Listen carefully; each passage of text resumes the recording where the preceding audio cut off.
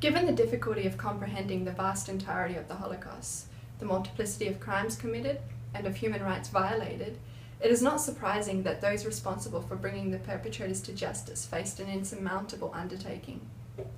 If a soldier responsible for 100 deaths was to be executed, what of the bureaucrat responsible for 10,000?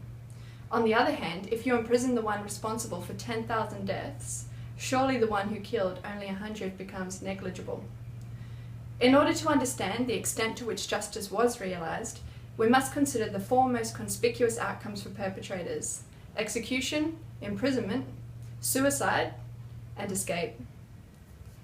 Hanging is a form of execution evoking shame and disgrace that has traditionally been reserved for criminals. This method appropriately reflected the judgment that Nazi perpetrators were regarded as criminals rather than enemy combatants. Irma Gries, who had served at Ravensbrück, Auschwitz, and Bergen-Belsen, was known for her sadistic cruelty as the hyena of Auschwitz. She was accused of personally killing or setting vicious dogs on inmates, as well as selecting prisoners to be gassed. The participation of women, such as Gries, in Nazi brutality was perceived as even more deplorable than that of men, though her crimes were arguably no worse than many who were excused on the grounds that they were simply following orders. She was sentenced to death by hanging and was only 22 years old when she was executed on December 13, 1945.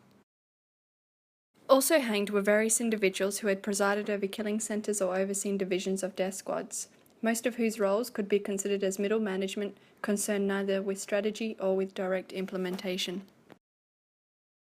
On the 30th of April 1945, Adolf Hitler committed suicide alongside his new wife, Eva.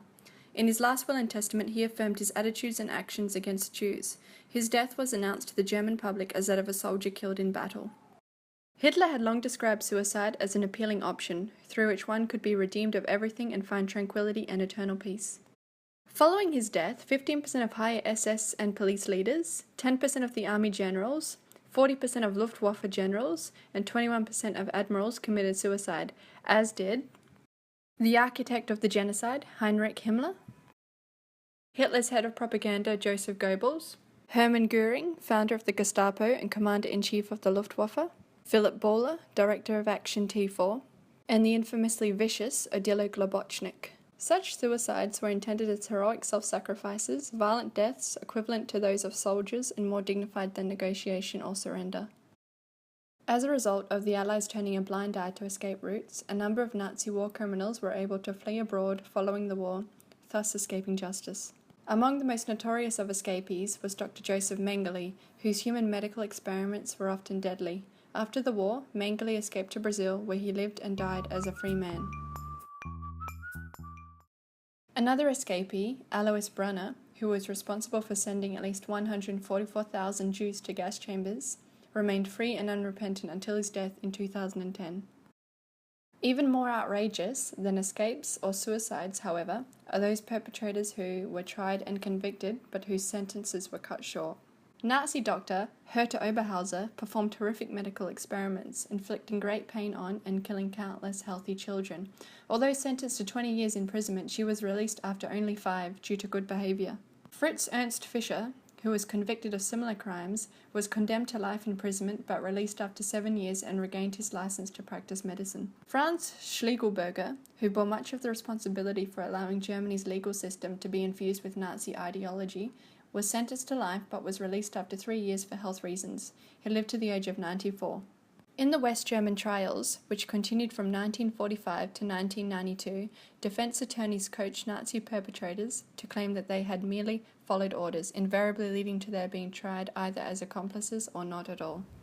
Unquestionably, those who committed suicide or escaped were able to evade justice, whereas those who were hanged received a punishment that was deemed appropriate to their crimes.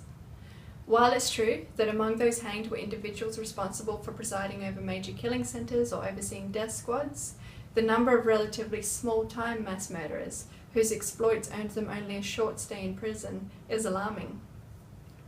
Between the bureaucratic planning and systematic implementation of mass murder, there existed a chain of command in which every perpetrator either transmitted or obeyed orders.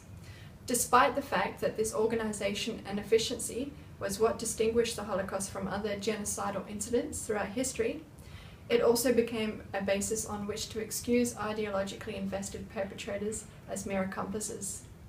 As a result, an untold number of Nazi war criminals lived, still live, or died as free men and women.